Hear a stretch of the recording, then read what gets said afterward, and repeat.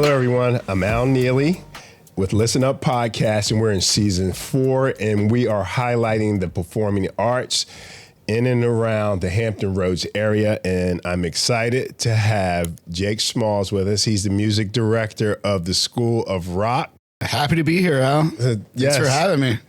It's fantastic.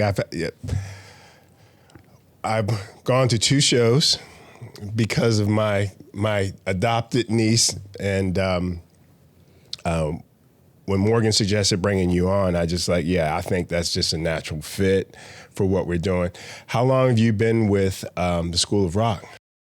I've been with it since we've opened our Virginia Beach location. It would be 10 years this past August, so solid decade. We've been at it. You're from here, right? Yes, I'm from here. I grew up in the Kempsville area, but I did the Math and Science Academy, so I traverse the city every day to go out to Ocean Lakes. So, and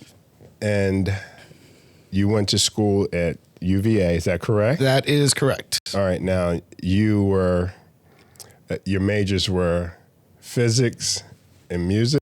That is also correct. So, that's like everyone's both sides of your brain, Yeah, well, music is math in a way, and physics. I did physics because I was like, if I'm going to do something, if I'm going to play music, if I'm going to get into like the audio engineering side of things, like I need to know the science behind it. Right. So obviously the playing's funner, but it's good to know. I can sometimes the kids, I'll just be like, no, check out this. I'm gonna show you a wave equation. This is the math. Like, just show me where to put my hands. Right. So tell me, how did you get involved with the School of Music? So School of Rock, Eric Lonning's the owner. It's a national, actually multinational franchise at this point. So, okay. Yeah.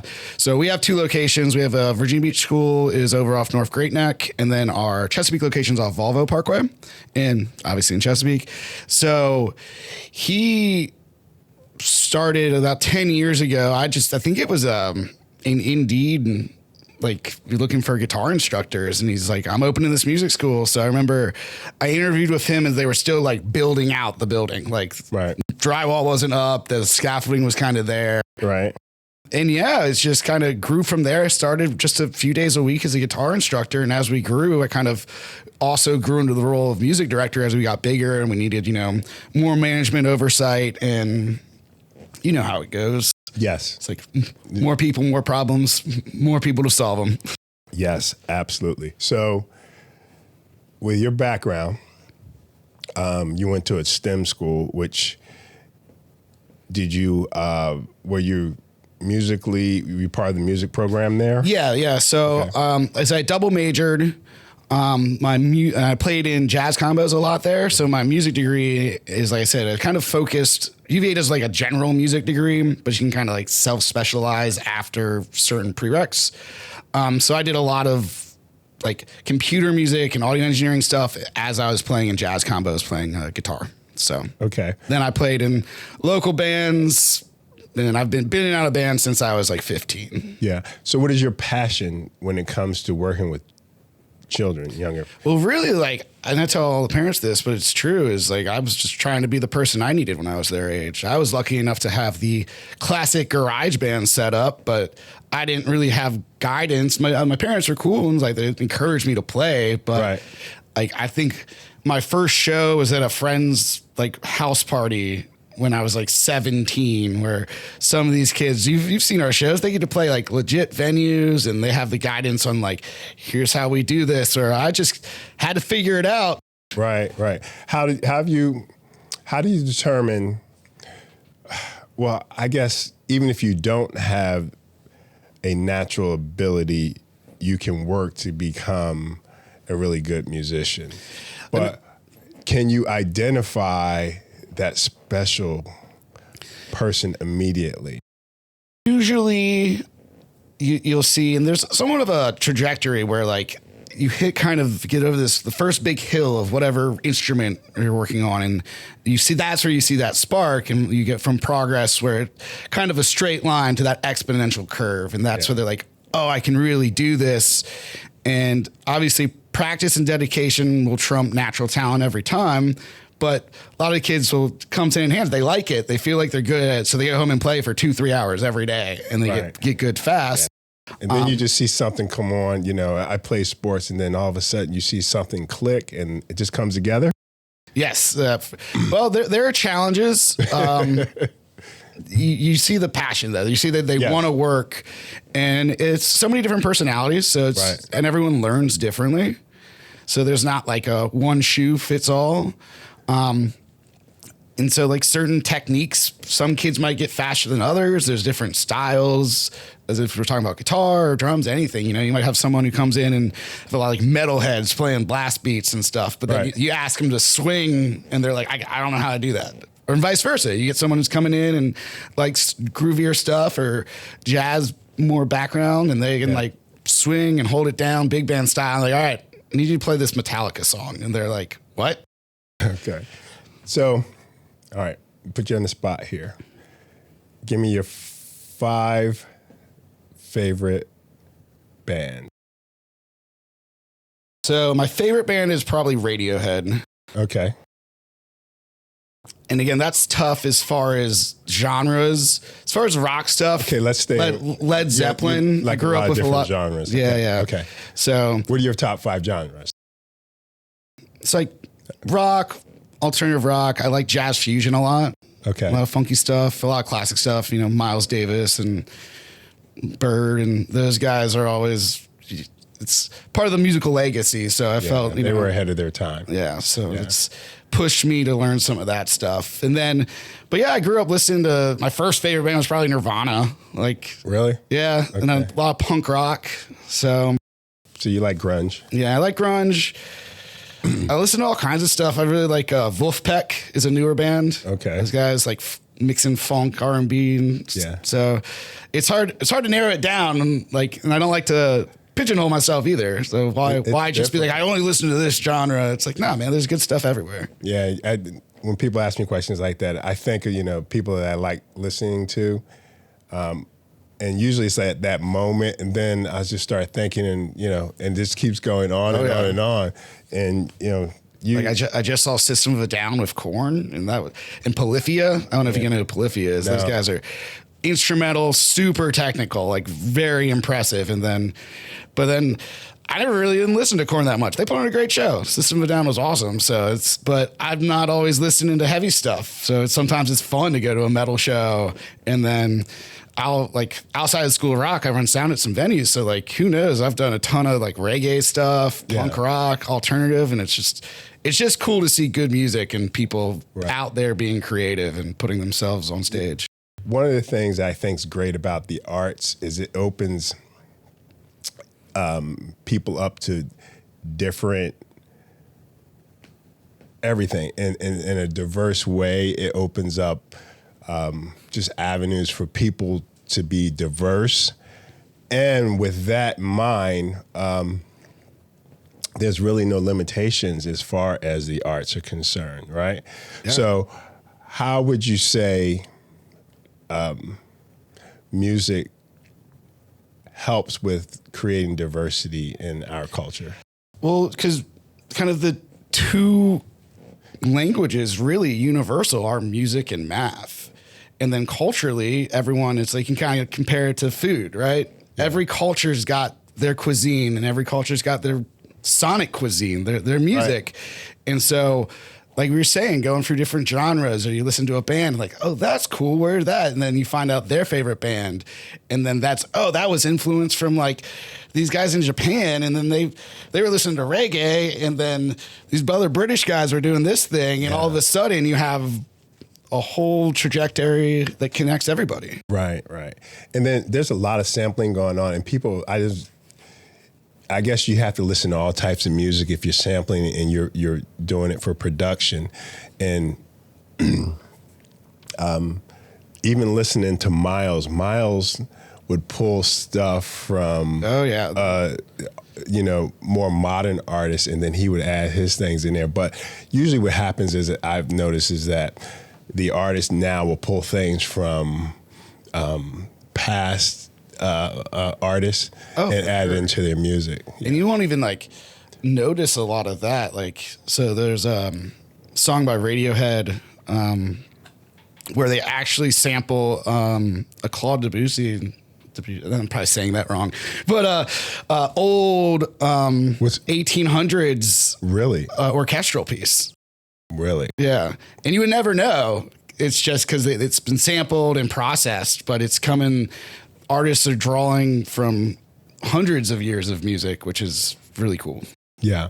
So your passion, what would you say, working with the kids, and what aspect would you say? It's seeing them go from in a shell, not as confident, to being on stage and performing. And just after, generally a show season is 3 to 4 months, and there are moments where like, I don't know if I can do this. And then like, you can do this and you're going to do this. And then they'll get on stage and pull it off and be like, was like the greatest feeling. And just seeing them have that feeling of like, oh my God, I just connected with all these people like on and off stage. That's the best. Yeah. And so you said it's a 3-4 month season? Yeah. So we'll do 3 seasons a year.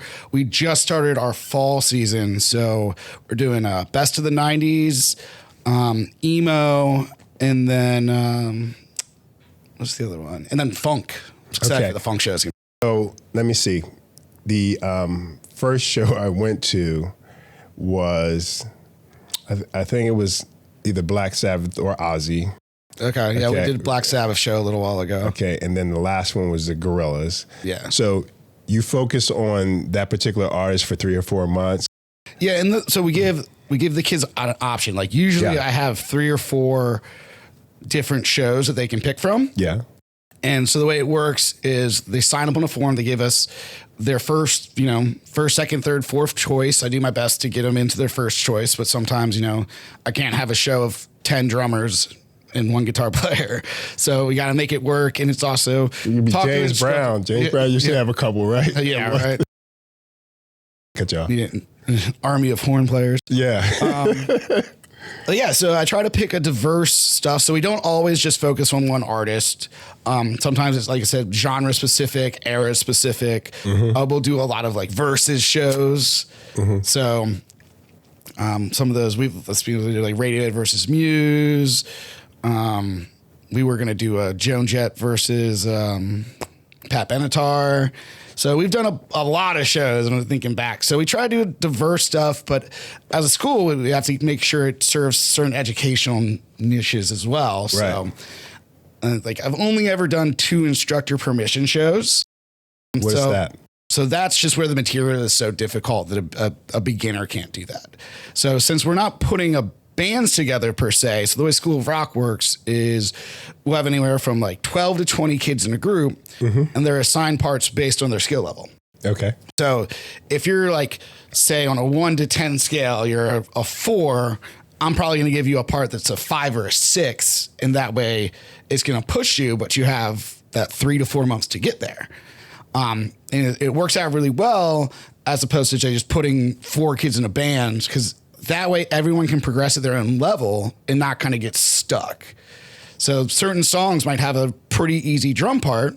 So you might have a kid who's like 12, 13 playing that, but like an insane guitar solo. So you might have a senior in high school versus in that way, everyone's pushed and no one's getting stuck because the people around them aren't progressing at their same level. Okay. So when you're putting together the shows, do you try to group people based on their skill level or their age, or it's just based on what the show needs? As far I make sure I have a couple drummers, a couple guitar players, bass players, singers, and then I pick. You have to plan all this ahead of time because you are the music director. Yes. Yeah. And then, and obviously I have a great team. So if I have a show directors, we'll sit down and we have the theme, and then once we know the kids in there, we pick songs that are going to be perfect for those kids. Gotcha.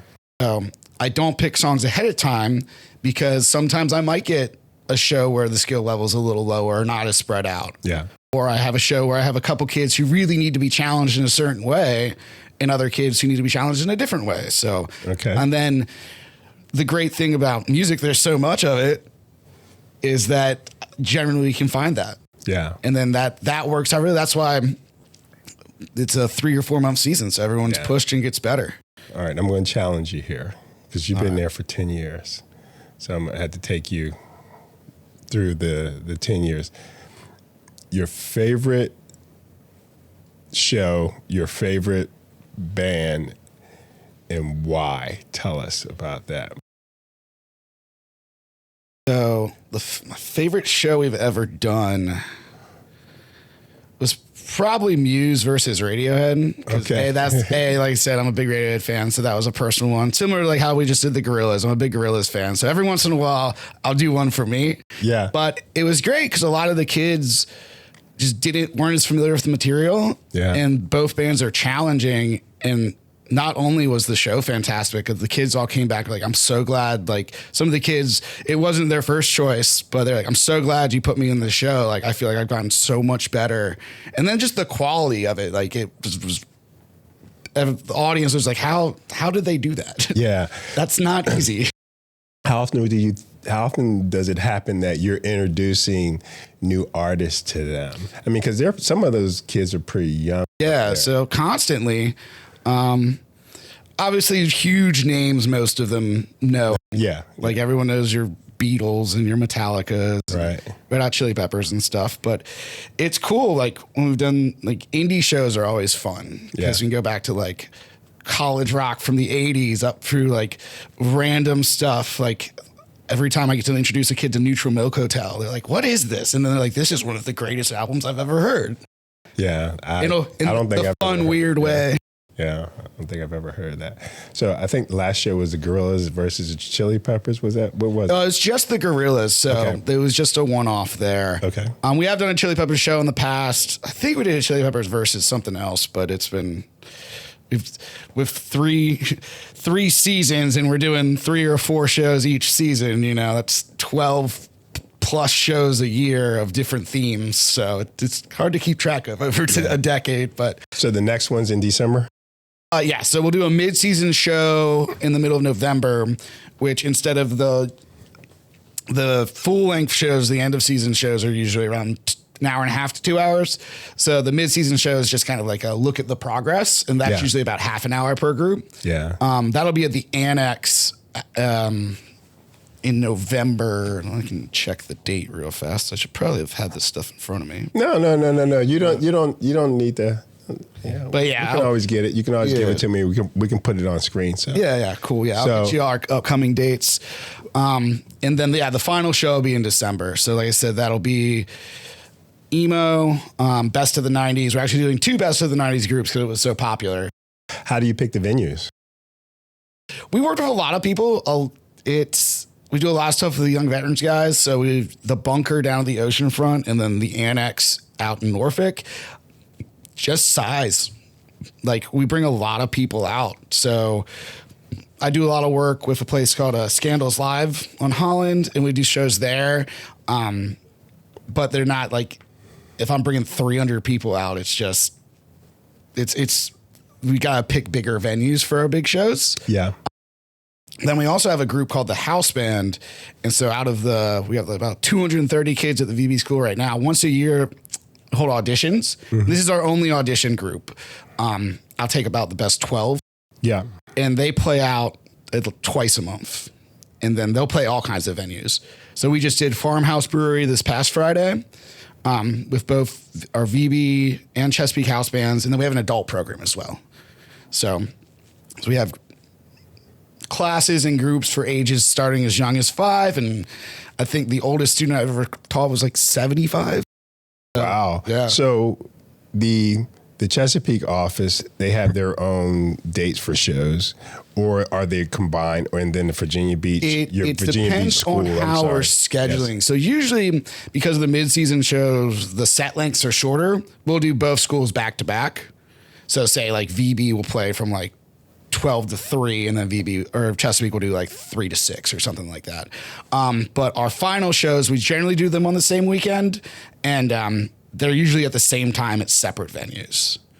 So, like I said, this past final shows, you were there, the Gorillaz, we did that at the Bunker. Yeah. And the same time, we had our Chesapeake shows going on at a place called Creek Bar out in Chesapeake, and sometimes we'll do like Eagle's Nest, or we try to both schools have their own identity as far as the places they play. And obviously we don't want to be dragging like one group to like cross two cities. Yeah. Happens sometimes. It just depends on, like I said, finding a venue that is going to be cool with the capacity. Yeah. And then obviously, like I said, the house band, they'll play a lot of different venues and just depending. And we take them on tour in the summer too. Oh, really? So, yeah, we did. That's actually where shirt came from. So really? We went did a Southern tour this past summer. Where'd you go? We met up with the Wilmington, North Carolina school. Mm-hmm. So we did Wilmington, North Carolina, Charlotte, North Carolina. Really great city. Yeah, Charlotte was fun. Knoxville, Tennessee. Went out to Memphis, Tennessee, which was cool. They got to play on Beale Street. Yeah. And another like little, what was that, Pedro's Hideaway or something? Yeah. It was really cool.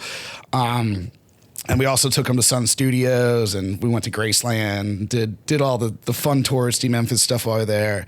Then we started headed back. We hit Nashville, then Greensboro, North Carolina. Then the last show was in Norfolk. Yeah. So it was a good time. And that's the final tour shows. Like I said, these are like the best kids as far as, because it's the audition group. Mm-hmm. They're playing at a professional level, and like a lot of times professional musicians will just be like, oh wow, like they're better than some of the stuff we do. Yeah. Yeah. But that's, the program works. It's great. And it's great. I see a lot of kids. I've had several kids get in and go to Berkeley School of Music in Boston and do great. A lot of kids. I have former student Ben Scott just graduated from JMU. He's got a jazz trio. He's doing good stuff. So it's always awesome to see them sticking with it and being the next generation of music. Yeah, that's awesome. How many instructors do you guys have? Between both schools, because instructors will sometimes work one day at one school, one day at another school. Okay, that's what I was going. I was going to. Yeah. About 20. Okay. 22 maybe. Okay. It varies. It's just we try to make sure instructors like can still gig. Like everyone's gigging musicians. And like we generally try to fill out a day for them, so they're not just coming in and for an hour or two. It's like, all right, come in. We're going to fill up a shift, and then just let us know if you can do other days or if you're interested in picking up more time. So yeah, you also play. Is it multiple bands or? Right now, last band I was in was a band called Shady Dip, which is kind of short-lived cover band. I played in a band called Pretty Ugly for a few years up until about 2019. And we did some East Coast tours. We went out and did South by Southwest once, 1 year. So that stuff's still on Spotify. We did some music videos, but singer ended up moving out to LA, and we were flying him around and weren't making any money. So it's tough, but I'm working on some new projects, but nothing ready yet. So, right. But you can. I love teaching, but you can only stay away from the stage yourself for so long. You can only stay. You can only stay away from the stage yourself for so long. Like, why is that? Well, as a musician, like I love teaching, but you want to be up there too. Yeah. And you've are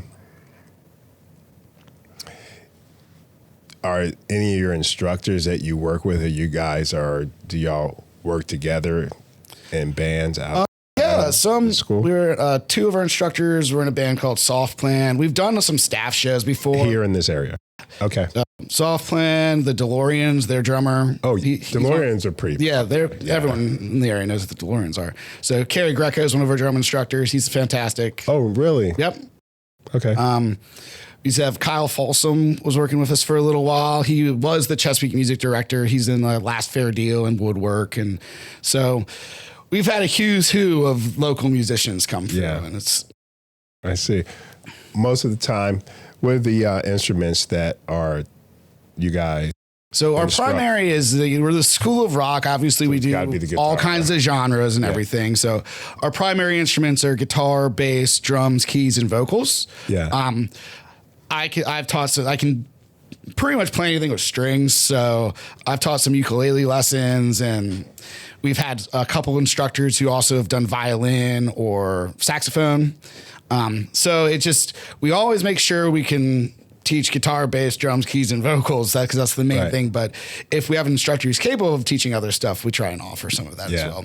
But we also encourage a lot of the kids, if I know like say they had one kid in the punk show, but she played a violin part. We had a violin on Broheim. She's like, if I learn it on violin, I'm like, absolutely, we'll throw it up there. That's sick. So encourage them to like, we'll make this work. Just let me know. Like if you play trumpet in your school band, like I'll give you some trumpet parts. Like let's do it.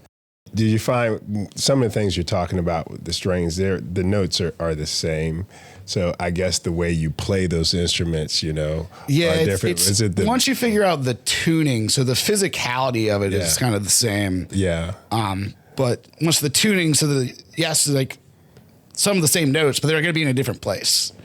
Okay. So, but once you figure that out, like there's a system to it. Okay. Yeah, I was thinking about the string instruments like the bass, and is it the bass and the viola? They're the same. Bass is a little lower, but like viola and like the strings are still set up. Yeah. Okay.